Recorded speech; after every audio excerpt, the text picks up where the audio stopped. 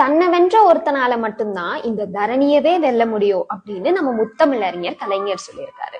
இங்க ஒருத்தர்னால தன்னையே வெல்ல முடியலையாம். இதுல நான் 10 நாளா சாப்பிடல, 10 நாளா தூங்கல, ஏன் 10 நாளா தண்ணி கூட குடிக்கலங்க அப்படின்னு மக்களை ஏமாத்தி அனுதாபம் தேடிட்டு இருக்காரு.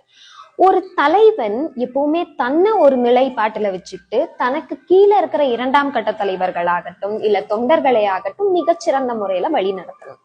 இங்க ஒருத்தருக்கு சிறந்த தலைவனா இருக்கவே துப்பில்லையாம், அவருக்கு சிஎம் ஆசை வேற. முடியாதுங்கன்னா முடியவே முடியாது.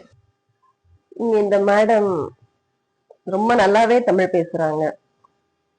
தமிழ்நாட்டுல பிறந்துட்டு தமிழ் நல்லா பேசுறாங்கன்னு அதிசயம் ஒண்ணும் இல்ல. ஆனா அவங்க பேசுற விஷயம் இருக்கு பாத்தீங்களா, அவங்க தெரிஞ்சு பேசுறாங்களா இல்ல தெரியாம பேசுறாங்களான்னு தெரியல. எதுக்காக ஒரு கட்சிக்குள்ள வந்தாங்க, அப்புறம் எதுக்காக இன்னொரு கட்சிக்குள்ள போனாங்கன்னு அவங்களுக்கே தெரியல.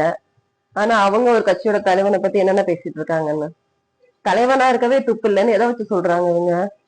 அவர் தலைவனா இருக்க துப்பு இருக்கா இல்லையாங்கிறது அவரோட தொண்டர்களுக்கும் ரசிகர்களுக்கும் தெரியும். அவரை பத்தி நீங்க ஒண்ணும் கவலைப்பட வேண்டாம். மக்களை ஏமாத்தி அனுதாபத்தை சம்பாதிச்சு அது மூலமா சிஎம் ஆகணுங்கிற அவசியம் தமிழக வெற்றி கழக தலைவருக்கு இல்ல. அது தமிழக மக்களுக்கு நல்லாவே தெரியும். உங்களுக்குதான் பாவம் தெரியல. தமிழக மக்களுக்கு தெரியும் அவர் சிஎம் ஆக்கணுமா வேண்டாமான்னு. ஆனா ஒண்ணு மட்டும் நல்லா தெரியுது, நீங்க டிவிக்கே விஜய பேசி பேசியே பெரியாளாகலாம் பாக்குறீங்க.